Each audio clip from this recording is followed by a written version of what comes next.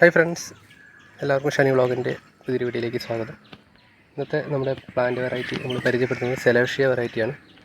Celosia അതേപോലെ velvet plant എന്നൊക്കെ അറിയപ്പെടുന്ന ഈ ഒരു കോഴിപ്പൂവ്, കാക്കപ്പൂവ് എന്നൊക്കെ അറിയപ്പെടും ഈ ഒരു പ്ലാന്റിൻ്റെ കെയറിങ്ങും അതേപോലെ ഇതിൻ്റെ തൈകളൊക്കെ എങ്ങനെ നമുക്ക് സെപ്പറേറ്റ് ചെയ്ത് വളർത്തിയെടുക്കാം, വിത്തുകൾ എങ്ങനെ കളക്ട് ചെയ്യാം എന്നുള്ളതൊക്കെയാണ് വീഡിയോയിൽ നമ്മൾ പങ്കുവയ്ക്കുന്നത്. അപ്പോൾ ഇതിൻ്റെ തന്നെ യെല്ലോ, റെഡ് അതേപോലെ ഡാർക്ക് കളറിലുള്ള വെറൈറ്റികളാണ് കാണുന്നതൊക്കെ.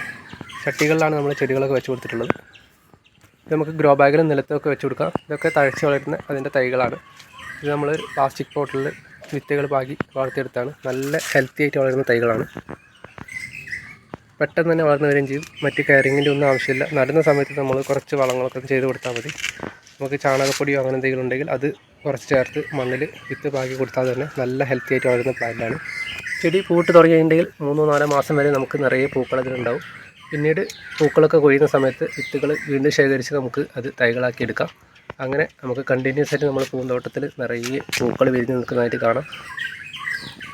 നല്ല ഭംഗിയുള്ള കളറുകളിൽ ഈ പ്ലാന്റുകൾ ഇപ്പോൾ നഴ്സറിയിലൊക്കെ അവൈലബിൾ ആണ്. ഇതിൻ്റെ പല വെറൈറ്റികളുണ്ട്. യെല്ലോ കാണാൻ നല്ല ഭംഗിയുള്ള ഒരു വെറൈറ്റി തന്നെയാണ്. നമ്മുടെ പുൽത്തകിടിയിലൊക്കെ ഇതിന് ഇടയ്ക്ക് ഈ ഓരോ ചെടികൾ വെച്ച് കൊടുത്തിട്ടുണ്ടെങ്കിൽ നല്ല ഭംഗിയായിരിക്കും. ഇപ്പോൾ നമ്മൾ 2-3 തൈകൾ ഇതിൽ വെച്ച് കൊടുത്തതാണ്. അപ്പോൾ അതിൽ തന്നെ കളർ വെറൈറ്റി ആയിട്ട് വെച്ച് കൊടുത്തിട്ടുണ്ട്.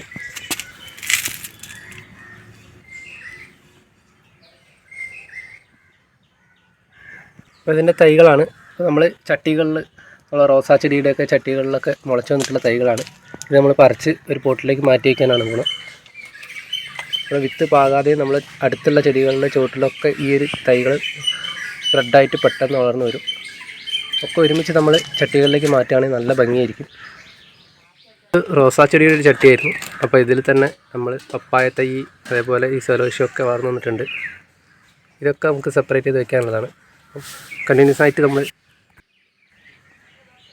കണ്ടിന്യൂസ് ആയിട്ട് ഇതേപോലെ തൈകൾ വെച്ചുകൊണ്ടേ ഇരിക്കുകയാണെങ്കിൽ നമ്മൾ ഗാർഡനിൽ നിറയെ പൂക്കളായിട്ട് ഉണ്ടായിട്ട് കാണാം. അപ്പോൾ നമുക്ക് ഇതിൻ്റെ തൈകളും ഇതിൻ്റെ പൂക്കളും ഒക്കെ ആയിട്ട് നിൽക്കുന്നത് കാണാൻ നല്ല ഭംഗിയായിരിക്കും. അതുപോലെ പപ്പായ തൈ നമ്മൾ പറിച്ചെടുക്കുന്നുണ്ട്. കുറച്ച് വലിപ്പം വെച്ചത് മാത്രമേ പറിക്കുന്നുള്ളൂ. നമുക്ക് നിലത്തേക്ക് മാറ്റി വെച്ച് കൊടുക്കാവുന്നതാണ്.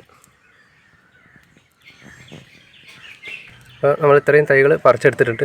ഇതൊരു പോട്ടിലോ ഒക്കെ നമുക്ക് മാറ്റി വയ്ക്കാം. നമ്മൾ ഈ ഒരു ഗ്രോ ബാഗിലേക്കാണ് വെച്ച് കൊടുക്കാൻ പോകുന്നത്. ആ ഗ്രോ ബാഗിൽ നമ്മൾ ചാണകപ്പൊടിയും മണ്ണും ഇട്ട് മിക്സ് ചെയ്ത് വെച്ചിട്ടുള്ള ഗ്രോ ബാഗാണ്. ഇതിലേക്ക് ചെടി വെച്ച് കൊടുക്കാം.